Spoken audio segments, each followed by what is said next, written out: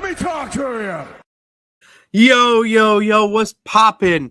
All my peeps, it is I, your host, the most Renaissance man, who always thinks he can, and your champion of the peeps, Patty Pitts, back once again in the yard streams for another edition of Pitts and Sara's Wrestling Show, where we take no nights off. And it's not just me, Patty P, here in the yard of streams. I'm joined as always by the best of the West. You can't forget about Sara Marshall. What's poppin', girl? Hey, yo. Hello. Hello, welcome back. Hello. Welcome back to you, welcome back to me, and welcome back to all the peeps here in the Art of Streams, because it has been a minute. You know, it's the holidays. All right. You know, when it's sometimes you got to step away from work, whatever that may be, to spend time with the loved ones and end the year on the right note. So, excuse me, it's been a long day. Sara can attest to this, but I just sat down for my day maybe 20 minutes ago. So that's great. We're a busy guy to start the year of 2025. Sara, 2025 is going to be a big year for us. I really am feeling big things for us this year. I hope you're right.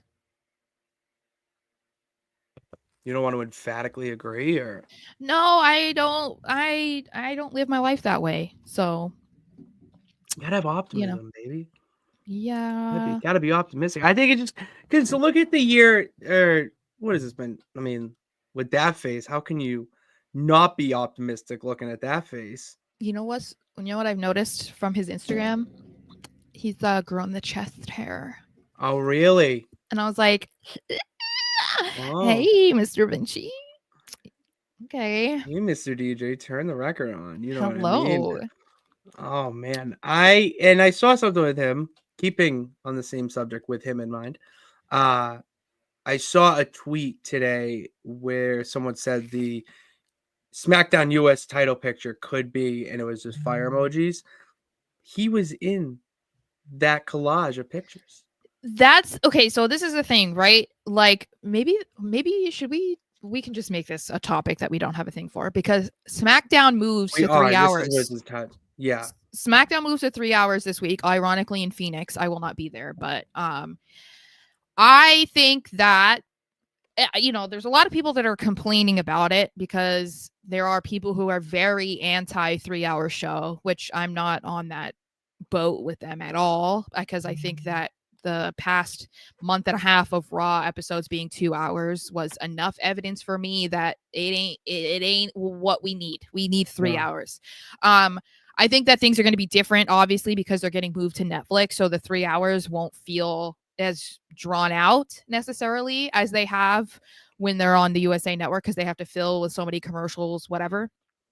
But I think Raw moving to 3 hours again, it's needed. Their roster is too packed to not have 3 hours. And the same can be said about SmackDown. And I think a guy like Giovanni Vinci should be one of the ultimate benefiters from them moving to 3 hours, because then it becomes a thing of there's no reason for you to have him sitting in catering, not having a match, not being involved in any sort of storyline, when you just added an entire new hour and you didn't add 20 new superstars to the roster. You know what I mean? Like SmackDown can drag sometimes because they don't have as much going on as they do on Raw. Okay, so add more to the mid-card stuff. And that whole thing is kind of weird right now anyway, because it's like, are they already moving on from LA Knight being the US champion? Like, what are we doing? So there's opportunity there for sure. Well, two things. One, LA Knight just got bigger than the belt, so that's my logic. He doesn't need the US title. So quickly. It was just like, it is so quickly, but to be honest, after it happened, I've came to the understanding that Shinsuke Nakamura needed the US championship way more than LA Knight does right now. And he's like kind of crushing it over at Japan and Noah. him and Omos. So Yeah, I love it. But I was gonna people were just say, being idiots. but I was gonna piggyback off what you're saying about Vinci Mhm. using probably one of the best storylines out right now, the New Day turning heel. Now, why am I Mhm. bringing that up? Okay, because the New Day, the seeds being planted for them turning heel was during essentially the third hour of Raw. They were the Mhm. third hour storyline where it was like right after it hit 10 o'clock and you're kind of just trying to get to the main event and you needed some filler stories. That's basically what the New Day carrying across was. And Mhm. who's the champ over here? I said this has legs to be something. Mhm. All that Vinci needs to at least get the exposure.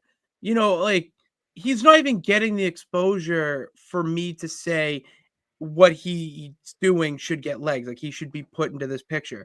Because honestly, I don't know. I really don't know at this moment.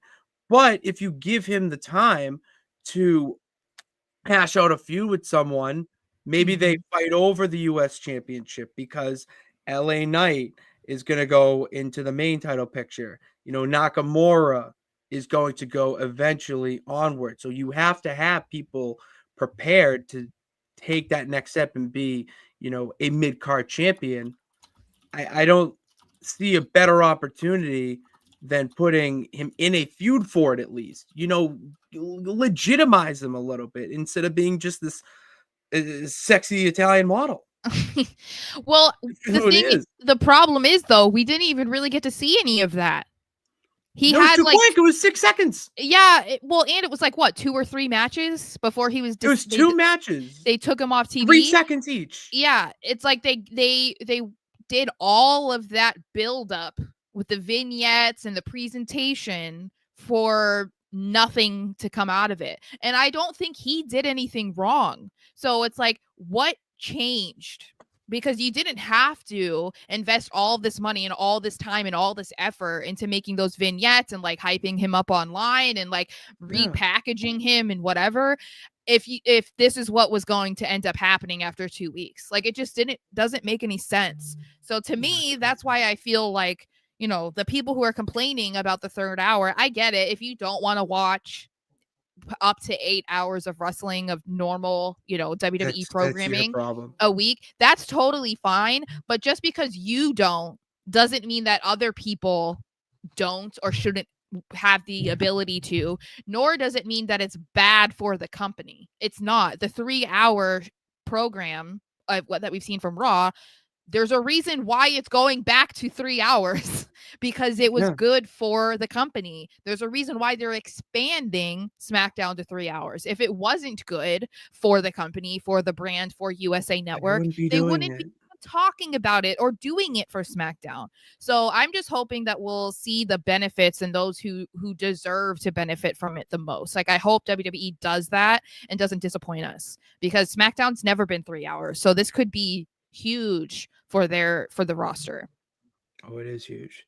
It is huge and kind of gives USA a little bit of a oh yeah, we're taking Raw off to go to Netflix, but you know what? Like we'll still give you 3-hour programming, And kind of a deal. I think that's what it was because I'm sure it was like, okay, they probably know that the ideal scenario for WWE is to eventually move SmackDown to Netflix as well. But obviously, they just signed this new contract for SmackDown to be on the USA Network, and it's for like 4 years or something like that. So it's not going to happen right away.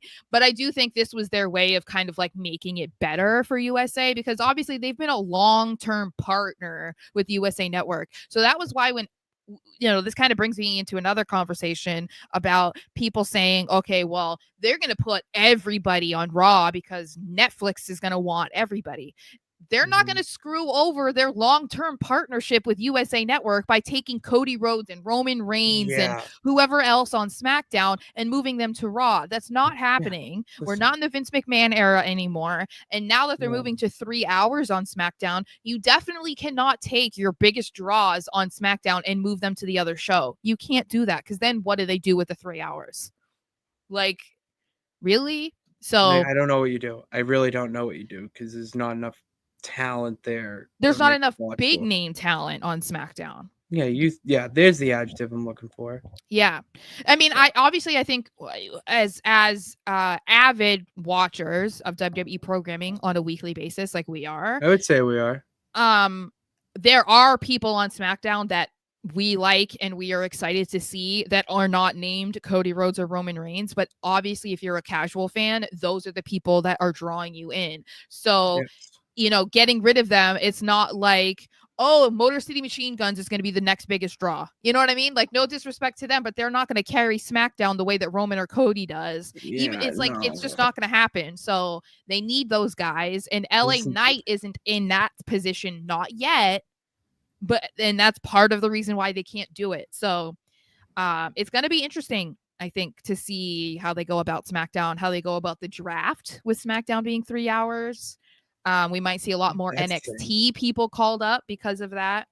Trick Williams is in the Netflix commercial. That's all I'm gonna say. Okay, That's all I'm gonna. That's all I'm not. I have to say one more thing though about that because you remember we haven't talked for like 3 weeks. I know it's been a while.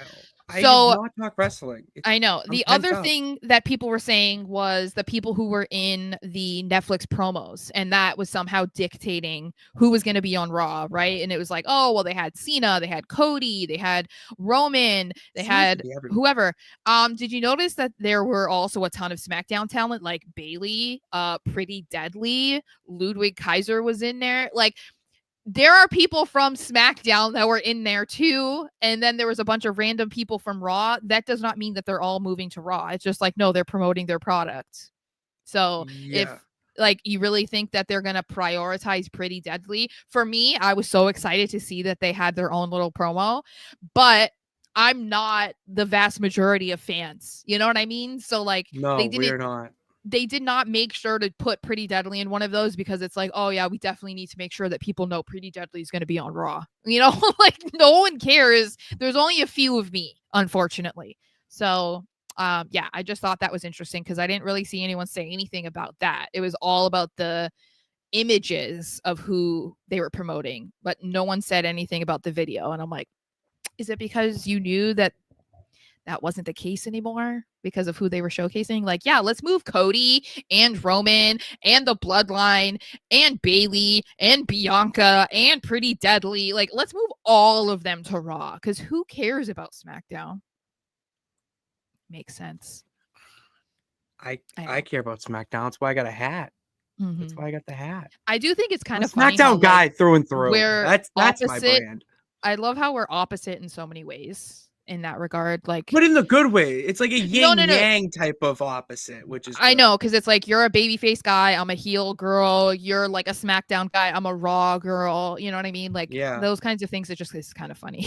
SmackDown was my brand. Like every time I played the old SmackDown vs. Raw video games, if I was to do a GM mode or their own career mode, those storylines, I always picked the SmackDown one first. Like I always pick the SmackDown superstar or brand every time. I think for me, it's like because I grew obviously I grew up in the Attitude Era and whatever, but I think part of the reason why I always liked Raw or preferred Raw was because it was always live, and so it felt bigger to me, because up until a couple years ago, SmackDown was taped on Tuesdays, so I think it's like that atmosphere wasn't the same because it wasn't live. I don't know. That's part of it, but I think they also used to go more full out with Raw than they did SmackDown, especially like post Rock, because The Rock, that was his show. But then once he left, it was like, we're going to do it all about Raw. No, secondary. SmackDown was treated like the secondary show. And then Paul Heyman made it the veteran one of the two. That's why. Yeah. But anyway, okay, well, that was a couple. We've been chatting. We were going there. That's some good social clips for us to post because it's 2025. Be on the lookout. New shit's popping. All right, on TikTok, maybe until the 19th, maybe longer. I don't know. Well, how the government works. Trump asked the Supreme Court to pause the ban because his investors are benefiting from it or something. But we'll see. Someone's just gonna make a new one anyway. I feel like they'll just make a new thing that's gonna be like the exact same as TikTok. So that's all it is. That's literally all the world is. And once you realize that, you become a lot peaceful of a person. But you know what, Sarah? We've been royal rambling here. Okay, let's hear from the peeps. Let's hear from the peeps. Sophia got the farewell tour shirts with her and her boyfriend. Very cool. Alex Leggy. And a Drake May jersey. Love it. Which apparently those were like wicked hard to find for Christmas. So it's funny because I've shared this before, but I'll say it again for the people who don't know. I cannot buy jerseys of current players because I'm very superstitious, and every time that we have bought one or my mom has even thought about buying me one, that player either got traded or they got hurt. So the last time she tried to get me a jersey, done for the season. So yeah. The last one she tried to buy me was Jimmy Garoppolo. And the day of my birthday, he was traded from the Patriots. Wait, so on your birthday, Jimmy Garoppolo got traded from the Patriots? Yes. That was the year she got me the jersey. So yeah. So we had to return it. So I don't do that anymore. However, I think that May feels more like a safe bet than like the people who went out and bought a Mac Jones jersey. Like, to me, I'm like, guys, you can't. No. May, I was not a Mac guy. I tried to be a Mac defender as long as I could. But I love Drake May. So I think it's pretty cool. I'm still superstitious about buying jerseys though. So I'm just what up? Bad guy was popping. Sarah, you're happy because the Patriots have the #1 pick. According to the bad guy. Yeah, it's tricky, honestly. Because obviously that can change if they beat the Bills on Sunday, which is possible simply because they hung in there with them in Buffalo just 2 weeks ago, and they are going to eventually be taking out their starters, which might make it a little bit easier. But I am a little conflicted too, because I'm like, what do they do with the pick? Do they stick and pick? Do they take Travis Hunter? Do they trade down? If they trade down, how far do they trade down? And wherever they trade down to, who do they take? Like, my brain is going to be fried between now and the draft night. Like, people are like, yeah, because people are like, oh, it's the offseason, the Patriots are done, like you get kind of a break. No, I don't get a break until like May, because from now until like when the Patriots are done, yeah, it's going to be kind of scarce, but it's like so much free agency stuff, right? So it's like a lot of speculation. We have all the drama with the head coaches and Robert Kraft. So like that's going to be stuff to cover. Then you have to cover like what free agents can they sign? Who would be interested? And then after during free agency, it's like this person didn't want to come here and this person didn't want to come here. Then it's all about the draft. And I'm doing mock drafts like 8 a day. It's like, yeah, so it's a lot. Yeah, so I don't get a real like football break until like May, because that's when things die down, like that's when you're like deep in the off season and like training that camp. Gray area. Yeah, it's like OTAs where nothing's really happening. Yeah, just rookies doing drills essentially. But I still have to talk about football 24/7 because it's my job. So, because like I have people telling me, why are you doing a mock draft? It's too early. I'm like, bro, it's my job. Like, I have to do a mock draft. I've been doing them since October. What do you mean? Like, welcome to David, my life. Happy New Year to you. Happy New Year. I'm trying to see if there's other ones. Bernard, Happy New Year. Happy New Year, my dude. Hope you and the boys over at Stadium Rant have a great New Year and keep killing it with your show as well. Go check that out. Ringside Rant. We gotta do a cross. We gotta start connecting, not only there, but like with other people too. Snug Wrestling tagged us in their 2024 recap. Oh, really? So that was cool. Yeah. So they thanked us. We were one of the many guests that he thanked for being on the show. So that was cool. Get that. Gotta get that. We gotta get the Victorious one back on here because he's crushing it in MLW. He's grown a lot since we had him on. He's big, like not to toot our own horn here, but like he's really climbing up. Mm-hmm. And from what I've been told and seen whatnot, they really do like him in MLW, and he is someone that they really want to do stuff with. And I mean, I thought about this while we were doing an intro. Yeah, keep going. I was thinking about what we were doing in the intro. Is that what if, or I would wonder if the peeps that are in here, or if we would get new peeps, if I watched MLW, like the shows on here, just like Streaming. like live streamed it, and I just watched it. Yeah. And like that would just force me, because at this point I'm only really watching it for him, but then until I fall asleep, because I have my job. It's not as fun as yours.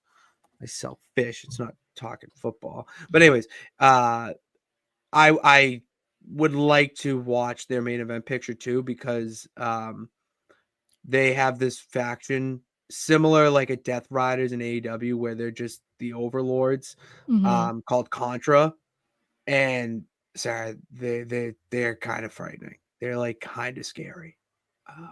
So I would like to I would be interested in doing that, and let me know if you'd be interested in that, because I might just do it anyways. You might be able to actually stream it to the channel directly too if they're not copyrighted. See, I gotta ask that. I gotta find that out. Because TNA allows it, so that's what I mean. Like because they're a smaller band, they might allow it. I don't know. Because I mean, at this point, it's kind of like it's just bringing in more viewers. You know what I mean? I feel like I get why WWE doesn't allow it, but I feel like these other companies that aren't as big and just want more viewers, I don't see the problem. I would tell people to watch MLW over AEW. Let's say that. Well, okay. The bad guy says we should have a football show if we had time. Okay, ironically, that's how we met. Yeah, if you want to go look up 4th and Goal on Apple Podcasts, we did. That's what we used to do. That's what we used to do. And we would do the shows, whatnot, and then off camera, when we weren't streaming, we would talk about wrestling. We're like, why not doing a wrestling show? We suck at fantasy. Like we were. Because it was a fantasy podcast, and I was always I try, but you did. I gotta give you credit though, Sarah. You did try. I did win one year. I won the championship for no money. Just lost mine. They never paid me. That's fucking rude. I didn't play this year, so I took a break. Yeah. Maybe it's for the best. Belichick took a break. Where he is now.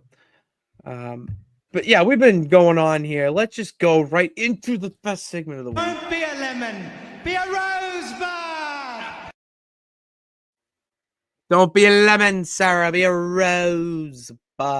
It is time for our lemons and rosebuds of the week.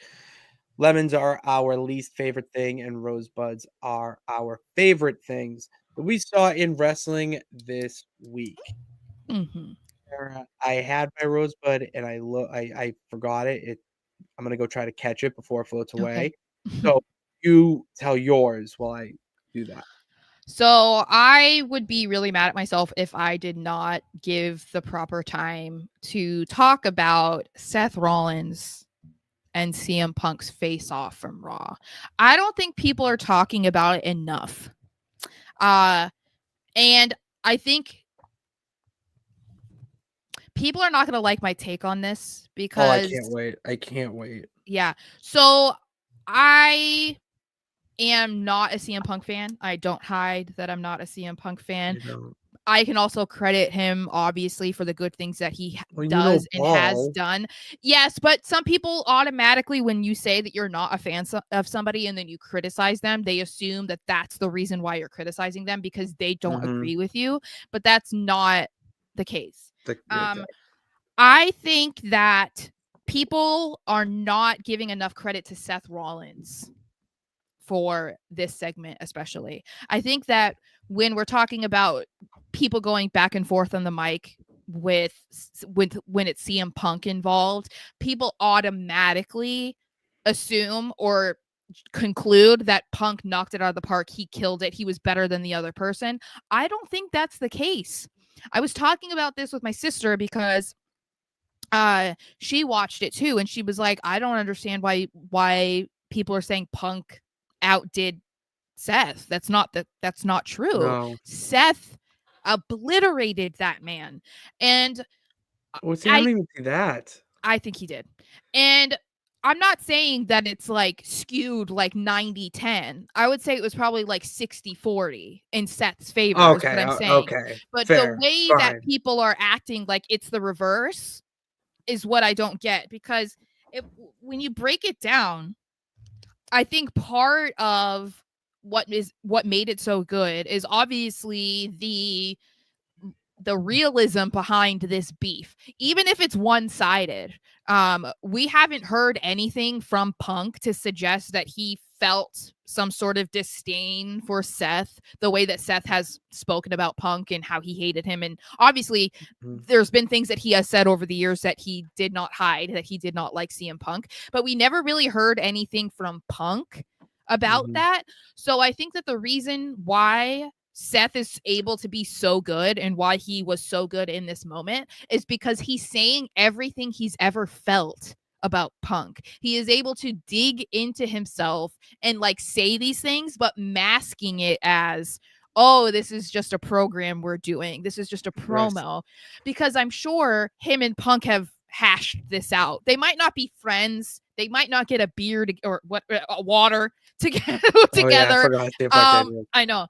They might not like hang out, maybe go get a burger together or something, but I'm sure that they've had a discussion, because I think Seth is professional enough to do that. Kind of the same thing with him and Cody not being fond of each other.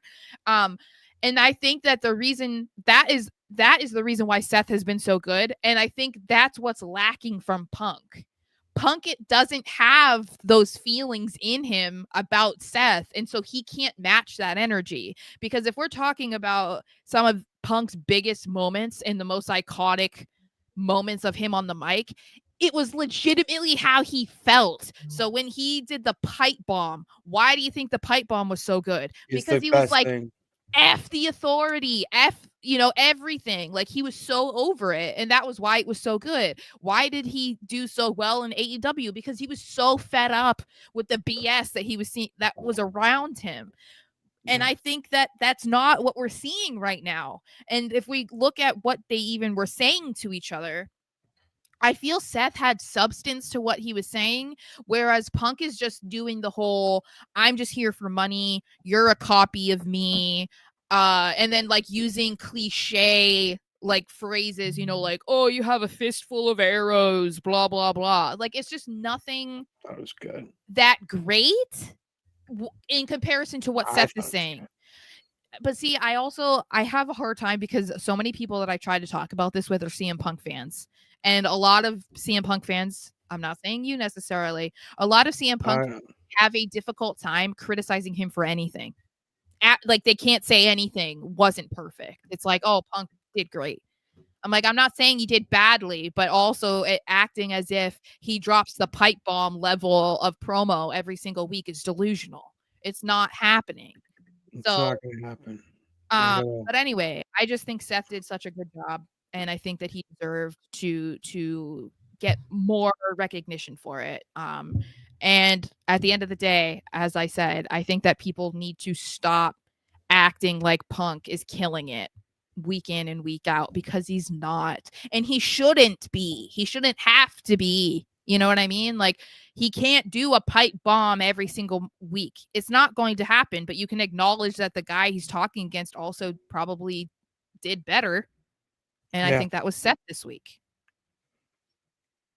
Yeah, I was Seth. Yeah, I think that's because here's the thing, I don't think either one, you know what I mean? I don't see it that way. I see it as they both did their job in making this feel like a PLE fight. And I'm massive CM Punk fan. I sing Seth Rollins' theme song at work. Like, I don't have a side either way. And yes, Seth cooked and put Punk in his place, but Punk also really stood up for himself and was like, no, you don't get the full picture. So what to me that is it just made the match feel like, okay, these like who's in the right, who's in the wrong, it's gonna make this match feel like it's going to be a bloodbath nonetheless. But like we could see a trilogy, like there's so many ways you can go with this. And it makes you excited for the match. So I don't care who, whatever. Like what I think is really interesting though, and I guess I can ask your take about it, is I feel like Punk is kind of in a similar situation to how Drew McIntyre is going about things with Roman Reigns, where Roman was an absolute terror, right? When he was the tribal chief. And then he loses the title at Mania. He comes back like 6 months later, whatever it was, 4 months later, 5 months later. And everybody has apparently like wiped their brain clean of what that man did for 4 years, right? The fans are in shock and awe and, putting up the ones every single week as if nothing had been happening for the 4 years before, right? No, he was not a dictator. Yeah. Same thing with the locker room. So that is the basis of Drew McIntyre's beef, right? And so that's why we've said Drew, his anger is within common sense. Like it makes sense. He's not saying anything wrong. And that is why I think, they teased this matchup of Seth and Drew, because Seth is kind of dealing with a similar problem with Punk. Punk was in the company. He left and was a menace for 10 plus, whatever it was, 10 years. If he wasn't on a podcast, as Seth said, talking trash about WWE from top to bottom, he then was joining, UFC and talking downly about fake fighting. Then he goes and joins the competition and was on like a weekly basis down talking the company. And so it's like they're fighting for the same thing, but the fans aren't receiving it that way, So they're not. It's gonna make it really interesting to see how they go about this. And I talked about this before, because the Roman Reigns thing, obviously it's different because he was just wreaking havoc in character. So like WWE backing him as a good guy isn't like controversial. But if they back Punk in this feud, where the basis of it is Seth being a company guy, taking over the company and trying to be the face and like trying to keep the company afloat, while the other guy that used to be one of the faces of the company is out there trash talking, joining the competition, and then comes back and you're putting him as like the good guy in this situation. Yeah, that's nonsense. That's nonsense. And so that's why it's going to be interesting, because I said like the fans are still split. Like you can tell they don't know exactly who they want to cheer for, who they support more, because Seth comes out, they're singing his song, they're cheering, they're whatever. Then Punk comes out and it's CM Punk. So they don't know who to support, but it might get to a point where they have to distinguish who's good and who's bad in this situation. But WWE is kind of stuck in a rock and a hard place, because how do you really genuinely prop up the guy who shit on your company for 10 years as the good guy in this situation when the other guy is the face of your company while he was gone? That's why it's so awesome. That's why this promo battle was so incredible. Like, oh God, I watched it twice, maybe 3 times when I was playing my Switch. It was awesome. Yeah, my Rosebud, I forgot what mine was for AEW, because to be honest, we're going to have a whole other AEW discussion. So I'm going to say New Day. I really am going to say the New Day are my Rosebud this week, because this was a group that was so beloved for so long, and turning them to the dark side, you have to tread lightly, and it has to be done in the right way. And it's one of those things where, timing is everything because of what happened to Big E. So instead of doing it in a cliche way, like all tag teams do, swerve the WWE universe.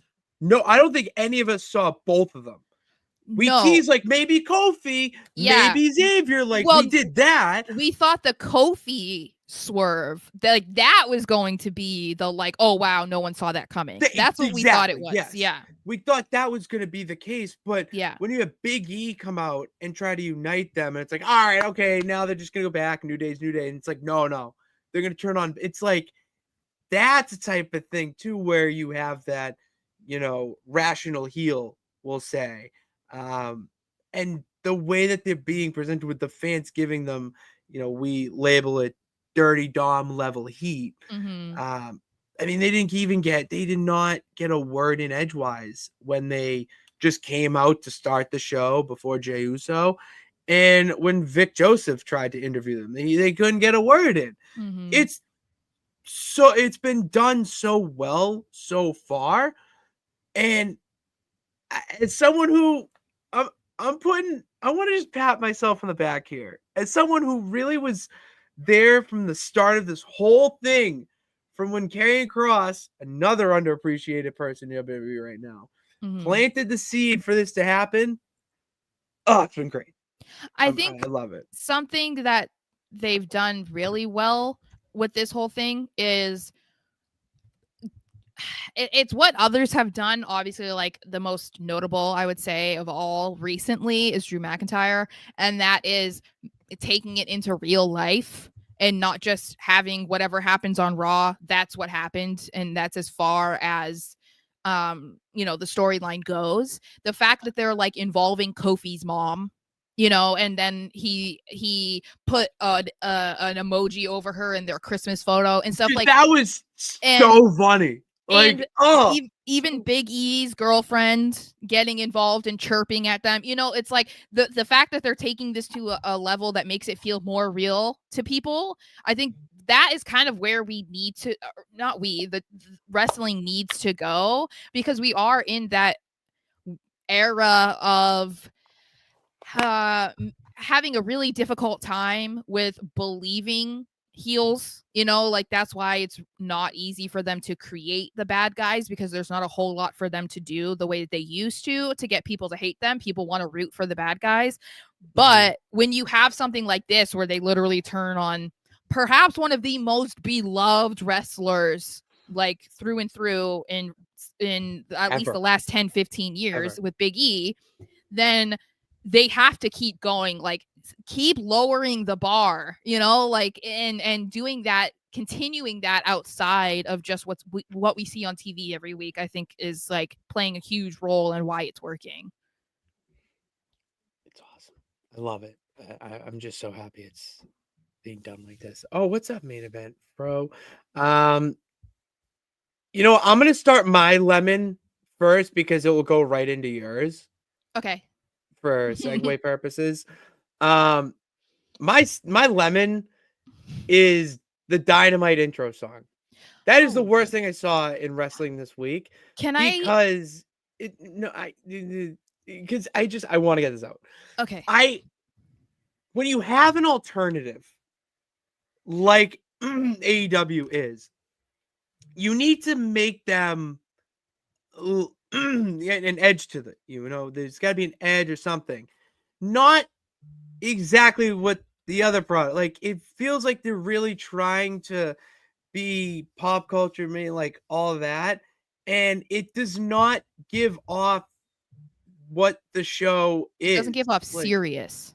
That's the thing. Like, you have the Death Riders as your champions, top of the company, whatnot. You can't have "I'm so excited" as the intro. That makes no sense.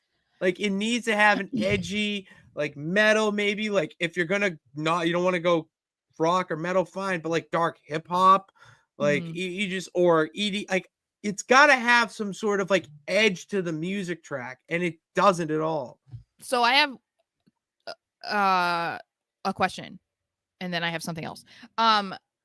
Is this like what they're using going forward? Like, this wasn't a troll? I've seen it. No, I think it It is. It's what it is. Okay. The other I hate thing to say it, that but it is. I feel like Tony does this just to flex.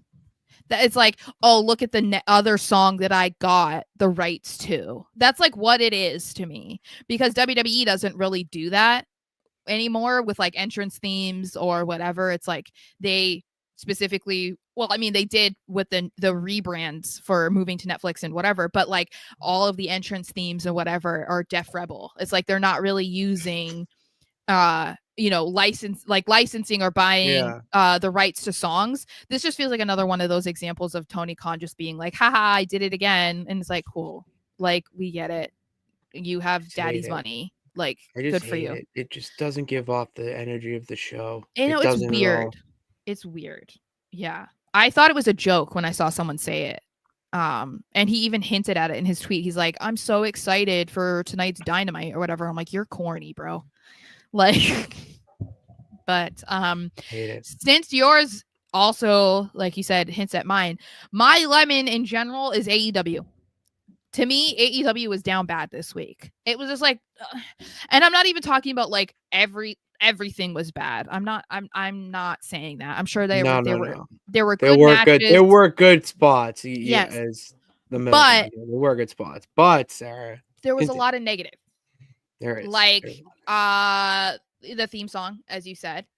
It kind of feels just like they're grasping at straws with certain things. One of them that I cannot stand is, what the hell is rated R superstar Cope? Oh, that's terrible. That I gotta agree there. It is not good. That to me is a guy going through a midlife crisis, somebody who gave himself a nickname, and somebody just like trying to come up with something cool. I guarantee you there's like nobody that calls him Cope in real life. There's not a single soul until he got to AEW. Like, no one calls him that. Guarantee it. And he was like, let's like combine my old nickname and just be like, call me Cope.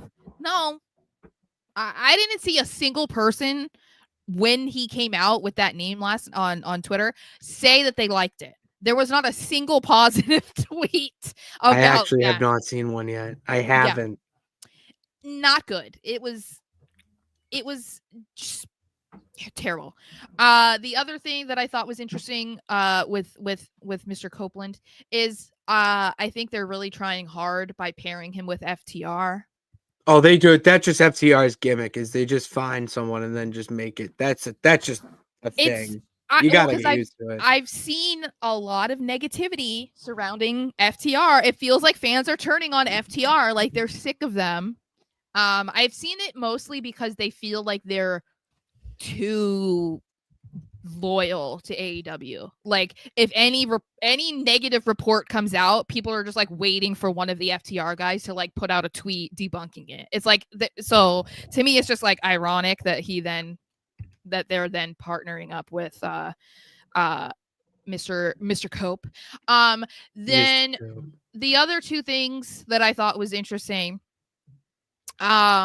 is the MJF angle that they're trying to go down now. We have to remember he came back not too long ago and he was so like, I ain't going anywhere, because everybody thought that he was going to be going to WWE. They thought it was going to be this big free agency period. He comes back and he's like, I'm loyal. I have AEW in my blood. I mean, look at this shitty tattoo I got on my ankle. Like, I'm here for life.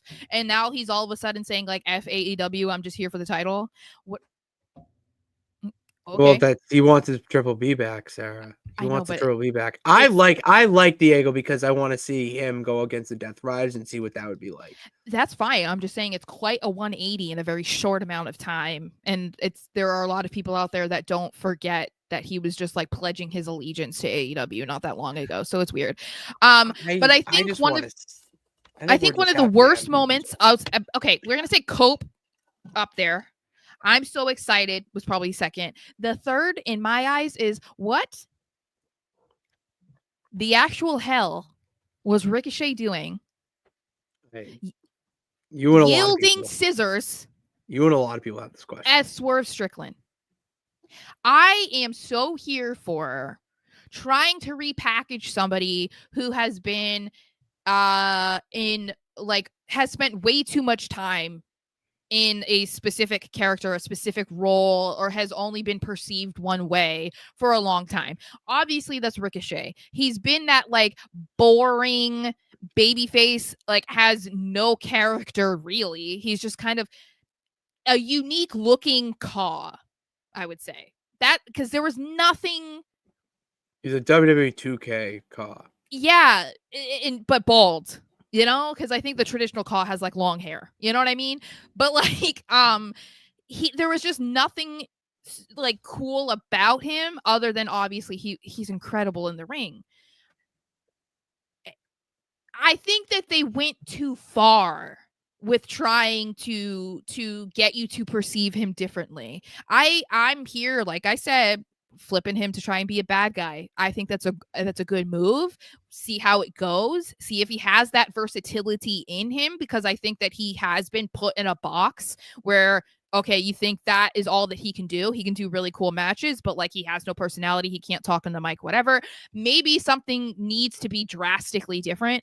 But I think whoever came up with this idea that him just like coming out of the out of the audience with scissors and just like looking like he's trying to unalive Mr. Strickland on television was a bit too far. I think there were definitely ways they could have gone about doing what they wanted to do with Ricochet without going to this bizarre level. There was definitely no slow progression. I see what you mean. There was no slow progression there.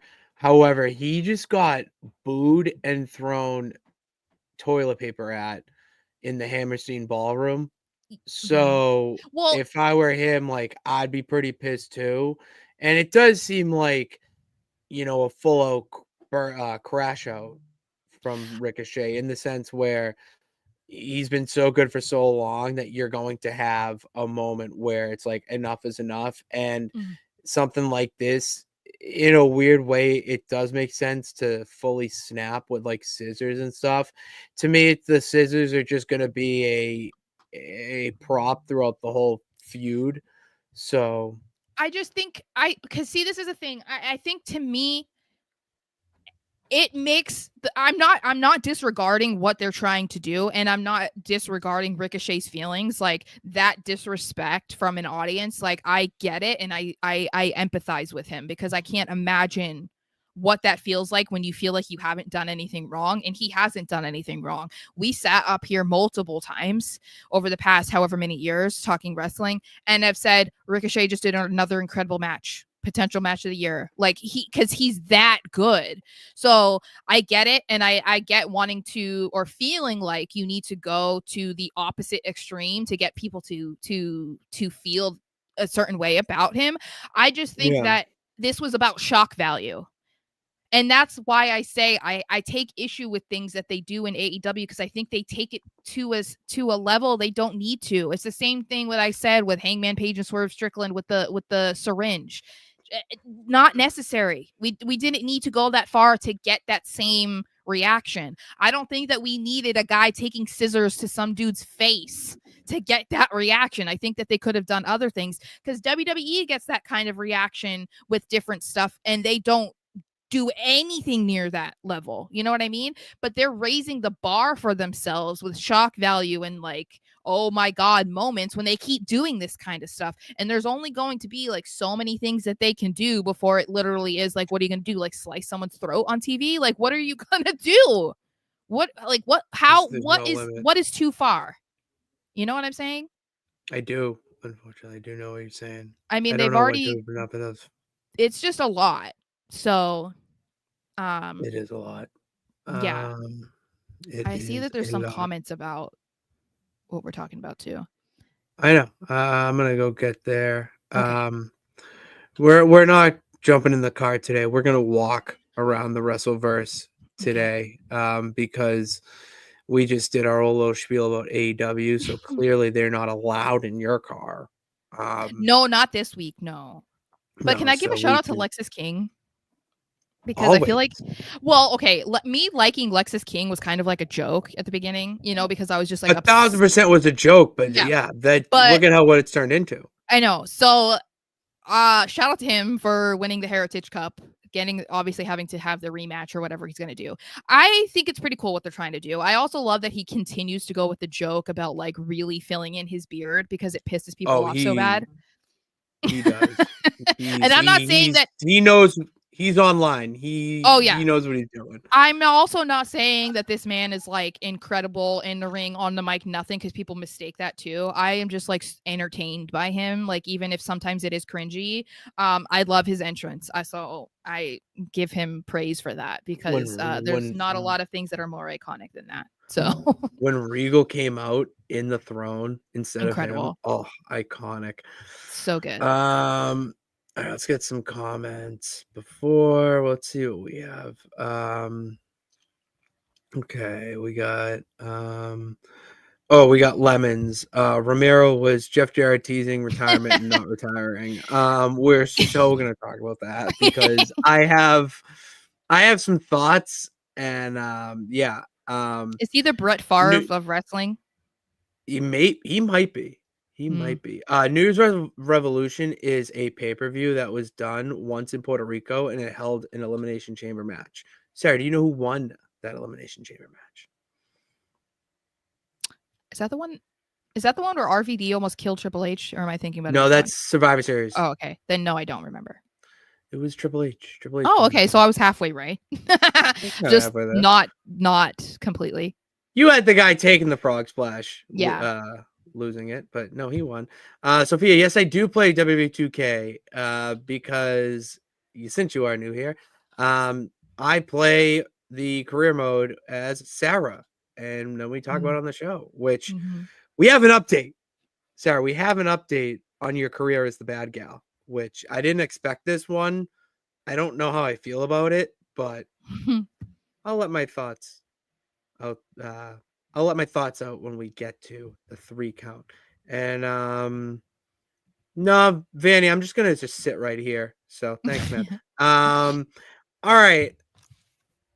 Is wrestling better on streaming platforms? Because Dynamite made their debut on Max last night, and their library is on there as well. And obviously, if you have, unless you've been living under a rock with Patrick Starr for the past year, it feels like, Raw will be debuting on Netflix starting Monday, January 6th, my best friend's birthday. So we're moving over to streaming platforms. Sarah, we're moving over to streaming platforms for our wrestling content, and I'll just throw it out there and let you go, but I'm a huge fan of this. I am too. I think one thing that's good in general is that everybody can watch it live now. It's not something where people on the West Coast have to wait and everything gets spoiled for them if they're on social media. You know what I mean? I think it's also a lot easier to access for the people who can't watch it live. You know, maybe you forgot to record it, or you don't have a DVR, so you can't record it. And then you have to try and find a way to watch it online later. It's like, no, okay, it's going to be on Netflix already. So like, that's good. I think it's also in WWE's regard that this was a solid way for the US fans to kind of get back the WWE network, because we were stripped of that a lot earlier than European and other areas outside of the US were, because that they just had it taken away. And I know that it's like on Peacock, but it's like, it's not the same. I want my network. I pay $9.99 a month. Yeah. So I think it's a good move. I think it's good for everybody because I mean, for me, I'm maybe I'm a little bit biased, but I'm just excited that I don't have to try to find somebody like illegally streaming it to watch it, because I know that's huge. It's really rough to have. I've lived outside of the East Coast for almost 22 years, and so it's always been difficult to try and avoid spoilers for any show, because the same thing happens for SmackDown. But Raw was my show, so I hated that happening. But I think this is gonna be really interesting to see like how this impacts both companies, I think, and like what benefits come from it, and if it garners like a huge spike in viewership or whatever for them, because now it's like a lot more people can see it, even if they're not looking for it, it's going to be there. So I don't know. I think there's a lot of good from it. There is a lot of good that comes from it. And the one thing that I had a concern with, at least with it moving over to a streaming platform, were the ads. So on Max, they didn't really change it up that much. There were a few ads like right after or whatnot. Sorry, I'm like, yeah, I saw the one comment. He got me. He's not even trying to break me. He got you. He's trying to get me. He got you. Come on, Sarah. The one thing that I will say in Max, there were only like a few commercials, and then it was like, we'll be back with your programming. And it was like some calming music, and then just like pretty much a picture, a graphic. Yeah. And I'm interested to see how they do it with Netflix, because that's just AEW, and that's picture I would say standard broadcasting. Awesome. Picture in picture would be for every commercial. For every that would be for sick. every commercial. I don't know though. Okay, every commercial during a match. During a match would be, every commercial during a match should be picture in picture. Obviously, if they end, they go into a commercial after a segment, then sure. But I think picture in picture for matches is like top tier. Like that's what they should be doing, because like I hate when we can't watch the entirety of a match and then they're like, look at what happened during the commercial. And I'm like, no, I wish that I could have seen that in real time and not had to see it with a replay. You know? That's a tough thing. Yeah. You get to start. I'm very, because that was the way my mind works. That's like my biggest question that I have with the transfer over to streaming platforms. How are you going to do ads? And to me, it seems a big thing. It's a huge thing. Yeah, that's huge like it's the biggest question, and like I think one of the biggest concerns that people have about WWE specifically moving to Netflix, because yes, they have the concern of like, okay, are we going to get the buffering issue? But there's not going to be as many people trying to watch Raw. They're going to fix that. Well, but we're really trying to think that 60 million people are going to be trying to watch Raw at the same time the way they were trying to watch point in the future, but not now. Jake Paul fight. No, that's not happening. So it will be interesting to see though, because they could run into an issue because everybody can watch it at the same time. So it is going to be a lot different than like, oh, Raw had like 1 million viewers or what, you know what I mean? Or 2 million viewers. It's like, no, there's going to be like millions of people trying to watch it all at the same time. It's going to be interesting. It's going to be interesting. I'm so excited though. I can watch it on TV and not on my iPad now. I know, that is nice. That is really nice. Nathaniel, I'm not changing my name to Hogan. Get the hell out of here. Get the fuck out of here. Hogan. Patty Hoagie. I am not the Hulkster. I may turn into the Hulk when I'm mad, but I don't. Scary. But because of Netflix, we're talking about the streaming platform and all that. It's been reported, rumor around Twitter that I've seen is that they did not put it on the Netflix debut because they did not want it to get lost in the shuffle. And a lot of people are going to be mad about that and say, oh, there you go, WWE again, not valuing the women's division, and even they bring in this title and blah, blah, blah, and all the voices are so loud and piss you off. Allow me to ease your worries. This is probably the best thing they could have done for the match, and actually shows that they value the women's division. Because yes, Netflix, the debut of Raw on Netflix is going to be treated like a WrestleMania or a PLE, whatever. Because of that, they're going to value star power over the wrestling storylines that are currently going on.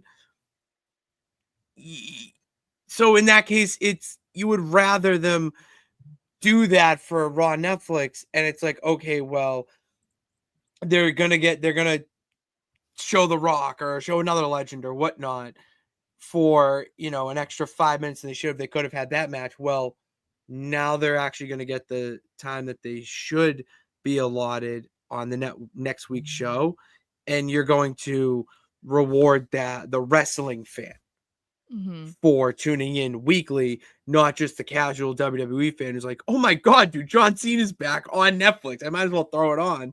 Like, you'd rather that because they're going to tune in for that. They're not tuning in for the finals of the Women's Intercontinental Championship. So I love the move. It really shows that they're moving in a different direction and that Triple H actually knows ball. So I'm a huge fan of this. I am too. And you also have to think about the top 4 matches that are going to be on the Netflix debut that they've been promoting for weeks. In some cases, we have Roman versus Solo in a tribal combat match or whatever, right? Tribal combat. That's been how long have they been advertising that? Like almost a month. We have the Women's World Championship with Liv and Rhea. We have Seth versus Punk. And then what's the other one? What's the other one? Punk. There was Seth. one I said Seth versus Punk. What was the why do I keep forgetting the last one?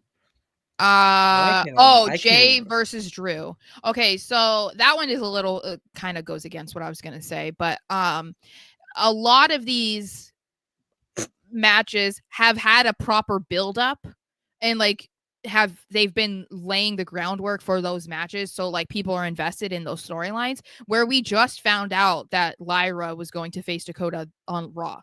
Like it's not there. They haven't given it enough time, in my opinion, for people to get more invested in it. And I agree, it would get lost in the shuffle, not because it would be a bad match, not because people don't care, not because somebody becoming the inaugural Women's Intercontinental Championship isn't, a big deal, but because everything that it would be squished in between is bigger because of the star power in it. And that's no disrespect to Lyra or Dakota, but I think that highlighting it in the same way that they did with like the Women's United States Championship is the way to go. Like it's not going to be on Saturday night's main event necessarily, which they could do, but it would push it out a couple weeks. But I think allowing that to have a proper spot on Raw where they're not worrying about, oh, we need to cut it short or whatever because these matches need more time because we've been promoting them forever. Like to me, that's doing a service for them that they deserve, because these girls deserve to have proper attention, proper time. Like they deserve to do that. Yes, like exactly. And that's better, as I said, than being swallowed, because, you know, the Women's World Championship was a banger and the tribal combat match like was a 35-minute match, whatever, you know, like you're not going to remember it in that because of everybody else on top of John Cena being there and whoever else is going to show up at this Raw. I think it's better for these women to have their moment to shine and not have to worry about everything else that's going on. I think that's the point that people are kind of like not focusing on. It's just like you said, like they're getting rid of another women's match. Of course they are. I don't think that's what it is. No, I think that they're doing the right thing by them. Could you imagine Lyra Valkyria winning it or Dakota Kai winning it, and all the crowd cares about is when's John Cena or when is The Rock going to come out? Like exactly, yeah. And I think that's unfair to them. They could main event Raw, as we just said, or they could really hold it off until the next Saturday night's main event, which is what last week or two of January. So it's not doing. If they wanna really make it a big deal the way that they did with the Women's United States Championship, they can do that too. And I think people would care just the way that they did about the women's U.S. title. But we'll see. I'm asking the same thing, John. When is Balls Mahoney getting a Memorial Barbed Wire rope match? I don't know. One of ECW legends. Speaking of him, that's actually a good segue into. That's what. Damn it! That was my lemon, not Balls Mahoney. Balls Mahoney was not my lemon. Hold on, I just had like a thought. So not lemon, Rosebud. My bad. I was watching like old old stuff on YouTube, and New Jack came up. If you remember New Jack, if anyone in the chat knows who New Jack is, one of the most hardcore, like he is the anti-wrestler for you, Sarah. Like not your cup of tea at all. But he was one of my favorite dudes to watch because he was Nick Gage before Nick Gage, essentially, for anyone who's young here. Like, and like his matches were incredible, and he comes out to song I listen to, whatever. But like New Jack was fucking incredible, and that was my rosebud, was watching his highlights. Shout out Balls Mahoney though too. Balls Mahoney deserves a shout out. You know what? Let's skip the one that's here. I gotta get this out of the way. We gotta get this out of the way. All right. I mentioned, Sarah, that I had a very busy day slinging the fish. But when I was slinging the fish, I looked at my phone, and all I saw first, and like this was the first tweet I saw that had to do with this, was Sean Ross Sapp's quote saying tweet. No. Just no. Yeah. Because I was like, what are you saying? Oh, I was like, no way. Like, that's not real. Like, okay. Sarah, as two people who watched Ric Flair take steps in front of them at WrestleMania, we can both agree that man should never step foot in a wrestling ring ever again to compete. Like, he can't even. This man almost died, and he was belligerently drunk at a chicken place across the street from WrestleMania. Like, he was pretty gone. He was just like, but doing the hobble. He was slow. Let's even ignore that. Okay, let's look at one of his last matches, if not his last match. The man fell asleep, aka passed the fuck out. Doesn't even remember that happening. But he's like, yeah, I could do it again.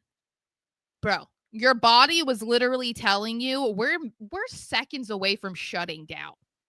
I don't think you risk that again. I get when, athletes feel like they could still go and they want to be able to prove to you that they still can. But I respect the ones like, we could even say with like John Cena, right? John Cena wants to come in and have his last run, but when he's done, he's done. That's it. And I respect those people because it is like, if you're going to retire, retire. Don't do the fake out over and over and over again, because then you're kind of like tainting your legacy and it's not a good thing. People are remembering this version of Ric Flair, and that's not what he should want people to know. No, that's not how you want to go out. Everyone should be retiring on the best note possible, and this is like bringing a dog out back and old yellering it. It doesn't give a good feel. Yeah. At all. But yeah, we got to get that out of the way. But also, who wants to see that? Like, me. Other than Rick. Like, I don't think there's a single person on this planet that's like, oh God, if only I could see one more Ric Flair match. Like I don't think that person exists outside of Rick's brain. So. We already talked about that, so I'm going to delete that. But we will talk about this. Sarah, it was actually mentioned in the chat as someone's lemon. Jeff Jarrett came out and had an announcement on Dynamite saying that he's not going to retire. He's got one more run left in him, signing an extension with AEW. Not just to be a face, not even just to be in the mid-card. Sarah, Jeff Jarrett wants the AEW World Championship. And I had real mixed feelings about this when I watched it live on Max. I was very conflicted because, I have always liked Jeff Jarrett on television. Like, he has done a good job. Mr. Studio Girl. He really misses Studio Girl. He sucks. But he's been like, he is not wrong when he said that TNA produced some of the greatest wrestlers of all time and what he did for the wrestling business. So yeah, like he's, I would say like a carny act at this point for AEW. So it is weird for him to be AEW World Champion. I'm conflicted because, like, yeah, obviously you don't want to see the old dude Jeff Jarrett winning it. There's 5 guys I can name off the top of my head on these fingers that should be AEW World Champion over him. But look what they did with Bryan Danielson. As like a transition champ. Let the guy ride off in the sunset on a high horse and get the praise that he deserves to end his career. For a guy like Jeff Jarrett, as polarizing as he is, the dude deserves something like that. And say he doesn't win it, but at least give him the match. We saw what he did in the Owen Hart Classic or Owen Hart tournament, Memorial Tournament. Like that, I wanted Jeff Jarrett to win that tournament. I'm sorry. Like the vignette he gave, the promo, and then the match that he had, I forget who was with. I think it was either a Hangman or someone, but like, you want him to win. If you can excite that feeling all over again for an AEW world champion or world title, then I'm for it, but it has to be done well. Right. I guess I would wonder, like,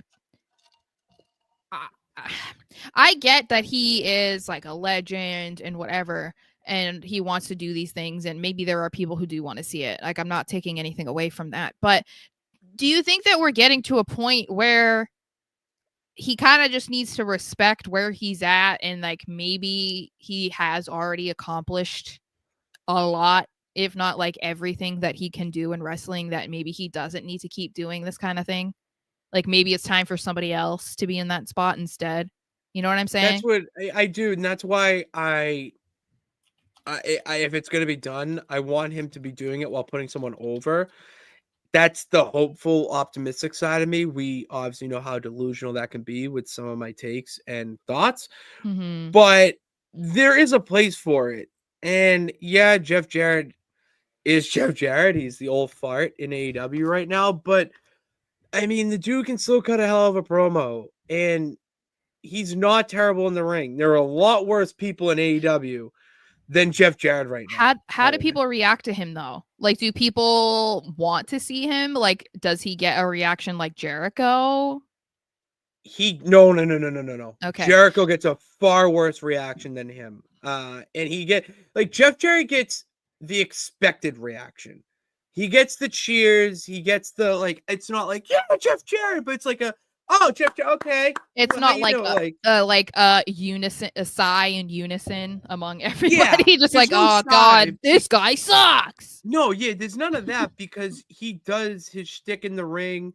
He puts on a good match and then it's over, and even if he goes over, well, I mean, it still makes sense for what he's trying to do with the story. So I'm fine with it. But please, if they're going to put the belt on him, at least be because you're going to put someone else over and make them the real champion at the end of the day. Yeah, I think that's probably the best way to go about it, because otherwise you really do wonder, like, what are they doing? Why are they prioritizing this guy? And that's, I think, a thing that people have an issue with AEW is they feel like they're not putting the chips in on the right people and building their own stars and just like banking on the notoriety, recognition, of people who have been in other companies before. And that would be like a Jeff Jarrett, and it's like, why don't you put the chips on somebody that you want to, when people see that person, they think of your company and not like, oh, Jeff Jarrett, he's been everywhere. Chris Jericho, he's been everywhere. You know what I mean? I do. All right. Do we want to talk about Speedball Mike Bailey being all elite? I mean, I just expect him being. I'm excited for it because it makes the most sense for him to go to AEW. That's more his style and where he would be, appreciated the most, as weird as that sounds, because it seems like, from the tribalism online that, you're just sitting catering and whatnot. But, Mike Bailey just seems like, to me, he's going to be a Dynamite guy, like the Ricochet treatment, and he's going to put on good matches on Collision. I just don't see him fitting into the WWE roster at all. And NXT would be great, but it's getting pretty packed down there in Orlando.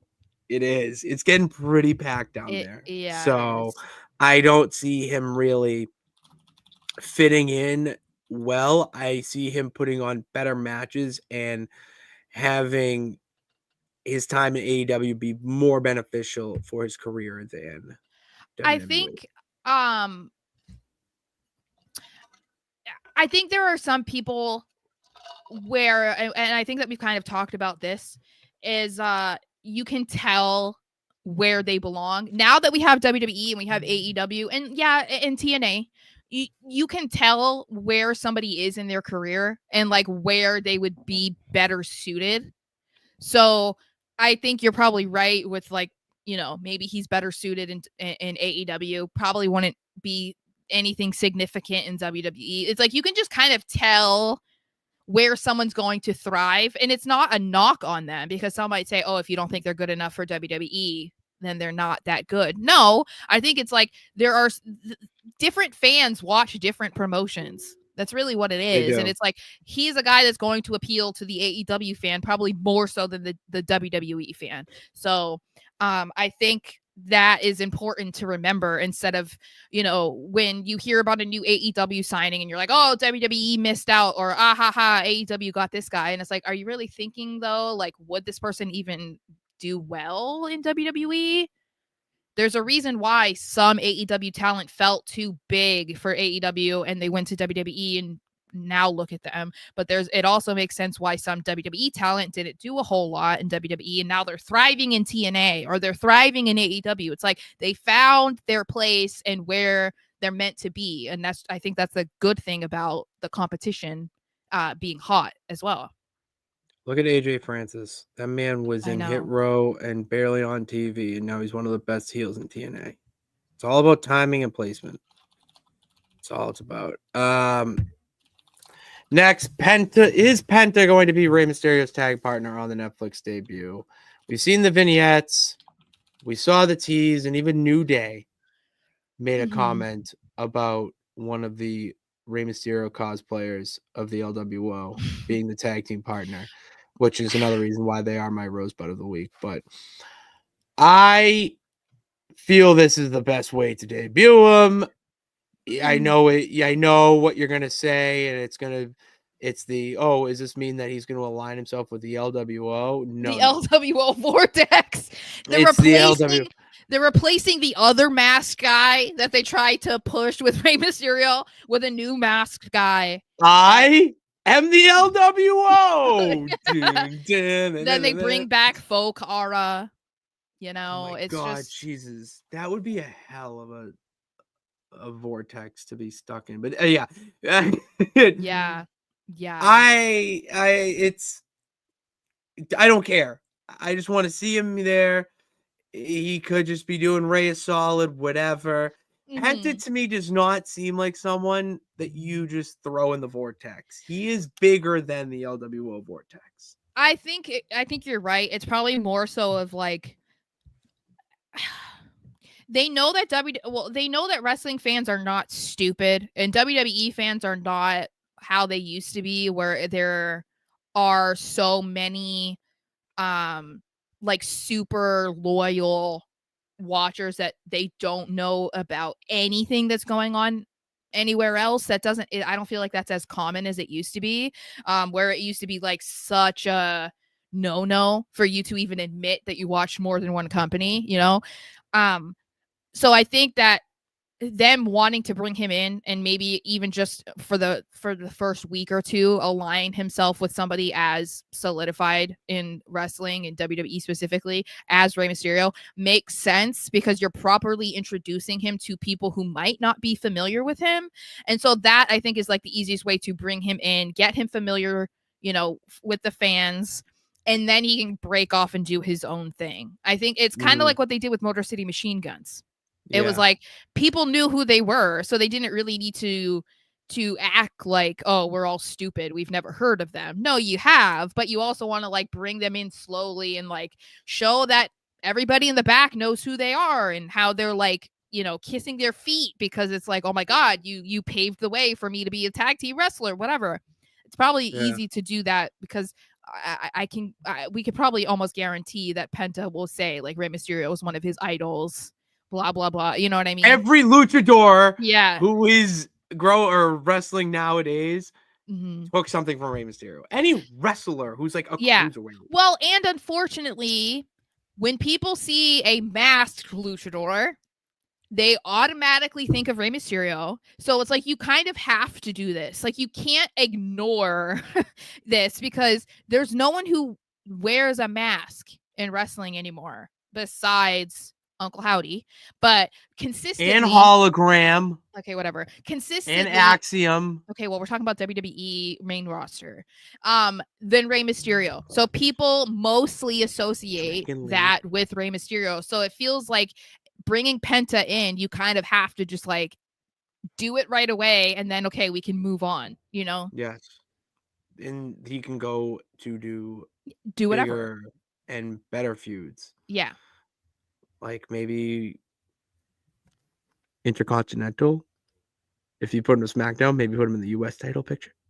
Well, if he's gonna be Rey Mysterio's partner, he would have to. Well, it's Eventually. Okay, yeah, I can't wait for that. I can't wait to see him on. And then you put this here: Kevin Owens versus Cody Rhodes in a ladder match at the Royal Rumble. It's been so long.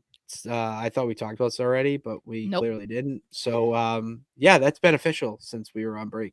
Yeah, So the reason I wanted to mention it was because I thought it was really interesting that they didn't put this on their Netflix debut, because we thought that they were going to really jam pack the Raw on Netflix, and we thought Cody is inevitably going to be there. He's going to have a match. They're pushing this match with Kevin Owens. It feels like, okay, the only time between Survivor Series, and we're talking about the big pay-per-views, Survivor Series and Royal Rumble, they did the Saturday night main event, but that was like, okay, that was just a pit stop. The next thing that makes sense is the next Saturday night main event, but before that is the Raw debut. You kind of thought maybe the Raw Netflix debut was going to be put on hold just because of the pile driver that took Cody out only for 2 weeks, apparently. But I don't know how I feel about it necessarily being pushed all the way to the Rumble. I feel like that's really far, and like it's going to be a great match, and I'm glad that they're doing this whole like title versus title. It's like such Summer of Punk-esque, you know, where they're fighting over the same title, but there's 2 of them. So like, okay, who's really the champion? Like, I love the direction that they're going, but I don't know that I love that we have to wait until like February 1st to see it. Like, I don't particularly love that. Yeah, it is a long time, but with Kevin and Cody, there's a lot that you can do before then to build it up. I mean, you could have KO do some stuff about not wanting to come into the building. There's definitely going to be a contract signing. He's going to be in the parking lot. No, I want to come inside to sign the contract. Like, no, you bring it out to me. Like, there's stuff that you can do there to build it up. And it seems like there's too much on the Netflix show to begin with. And back to, I mean, the Intercontinental Women's title final, you don't want to just have it get lost in the shuffle. There's already so much going on. If Cody and Kevin just show up, that's another way to build the match. And if they do show up there, it's not a good way to build a match. They're definitely going to build the match that way. So, you know, I don't mind it. And it gives you a title match for the Rumble. You know what I mean? There's always that like question of, yeah, you have the Rumble matches, but there's got to be a title match there too. And to have Cody already announced to defend it, I like it. Yeah, I mean, I get it because they needed something, obviously. So like, I get it. They want something to sell more tickets, something for people to look forward to. I just feel like it's just a long time between the matches. That's all. I mean, obviously they can do stuff to fill the space, but I'm kind of surprised that they just pushed it. Like, I guess I want to see why. We haven't figured that out yet, or we haven't seen that yet. Like, I hope that what they decide to do to fill the space is good enough to like make it worth the wait. You know, I don't want it to be like, oh, we just couldn't fit it on the Netflix debut, so that's why we pushed it. You know, and I don't want to be disappointed that like nothing cool happened between now and then. It needs to be, yeah. All right, it's time for the 1, 2, 3 count. We're talking Raw on Netflix, so let's go back and talk. Not only talk, but question ourselves 20 times on what is our favorite Raw moment. Or not, no, let me back that up. We're going to play 20 questions, guessing a Raw moment, and we have to guess it using 20 questions. All right, Sarah, I'm thinking of one. I have one. You have one? All right. Did it take place during the Attitude Era? No. Does it involve John Cena? No. Oh. Is it a match? No. Is it it's not a match. Does it take place in the arena? Yes. Okay. Is it a legendary moment? I mean, to me it is. I mean, I think that it's something that people still talk about today. I wouldn't say it's like, this isn't like a JD McDonough flipped you off. Okay. No. All right. I just want to know how niche it was before. No. Okay. People talk about it today. Oh, it's not a match. Oh, okay, then never mind. It's not a sex scene, is it? No. No. Absolutely. No. Okay. Not. Okay. All right, that's 6. I feel like this is a hard one to do 20 questions. It is, but this is how my mind works. Is it a marriage? No. Backstage segment? No. Is it This Is Your Life, Rock? No. Mankind, Rock? No. Do you want me to give you like a time frame? Yeah, give me a time frame. Okay, like 2010 to 2013. Shit. So is it a Raw that you were at? No. Okay. I'm not gonna look at the comments. No one's gotten it anyway. Okay. Well, I need to look at I don't think you're gonna get it, but I still remember this moment all the time. Is it the Nexus killing everybody? No. Okay. 2010s. Doesn't involve John Cena. Jeez, that's tough. That's real tough. If it's that was prime Super Cena. My baby. Oh, is it a retirement? No, it's a funny moment. Oh, it's a funny moment. Okay. Hilarious. Is it Hornswoggle being announced as the Raw GM, anonymous Raw GM? Oh, because that was a really funny moment. Does it have to do with commentary? No. 2010. Nathaniel. Is Same. I would love to see Shield versus NWO. Shit. I might have to tap out. Okay. It's when Kane pushed wheelchaired Zack Ryder. Oh, that's an iconic. No, that's iconic.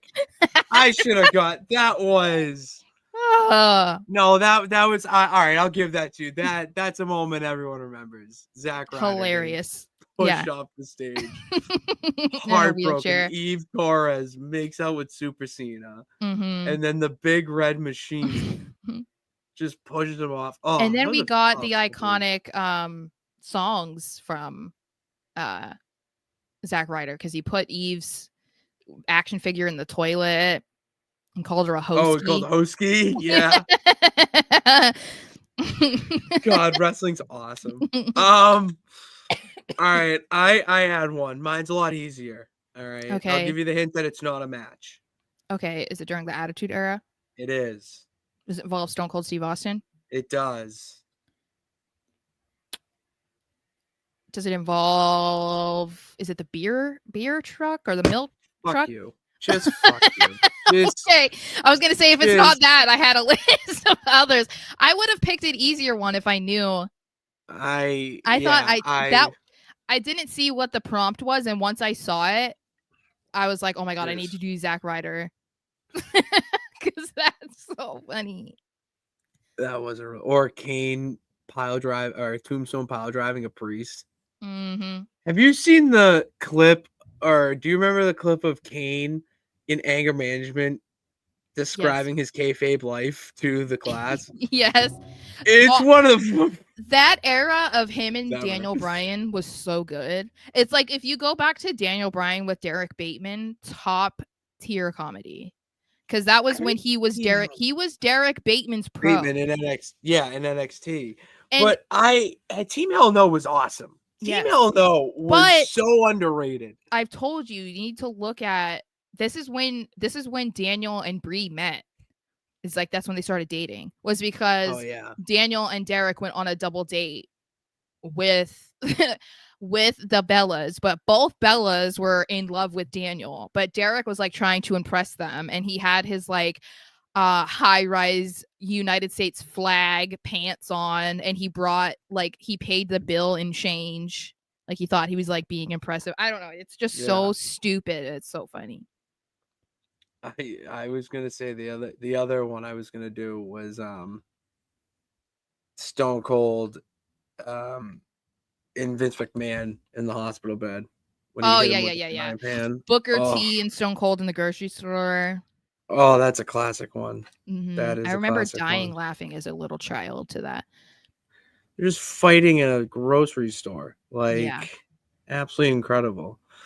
All right, that order's in, and now we can wrap up the show with some nonsense. Sara, you're done feuding for a little bit. All right, I came back. You feuded with Liv. You did your Hollywood phase, and you go to William Regal.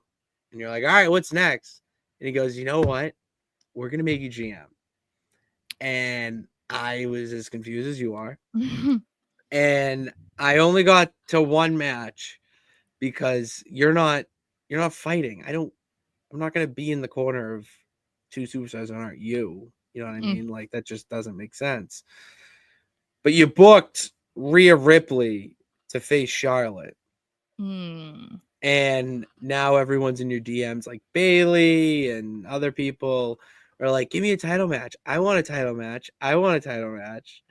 And you have to decide who is taking on Bianca Belair for the title. So, like, I mean, I don't want to make that decision. So, but it's boring. Like, in all seriousness, like, it's just boring right now. Like, I want to get through it to see if there's any, like, what else is there for the bad gal. But we made Brett, too, in the universe mode. Because someone made a Victorious BRG Caw, which, to be honest, is, like, really good. They did a really good job. And they made his finisher like his actual finisher. Oh, wow. Which is, it's an unprettier. He does it so well. And they do, like, they did the moveset, like, pretty well. So I was very impressed with that. So, yeah. Oh, did we only do we only did two. Well, you know, we've been talking for a while. All right. And that's all I really got. All right. That's all we got for you guys here today. We'll be back on Saturday for the SmackDown breakdown. We got to get back in the swing of things. It's the first 3-hour SmackDown to talk about. First 3-hour SmackDown we got to talk about. So we're going to be doing that Saturday. Be on the lookout for that and all the other great things that are happening in 2025. All right. And go subscribe. We're at like 2,200 something subscribers right now. And we want to keep growing. All right. So hit that subscribe button and bell notification to know every time we go live. And also follow us on TikTok. All right. It may shut down, it may not, but if it doesn't, well, you're following us. And if it shuts down, well, there's another app and we'll go there. We're not going anywhere. That's the motto for 2025. We're not going anywhere. And Until next time, thank you guys for tuning in. God bless. Remember that you can do it. All you got to do is try. See you on Saturday.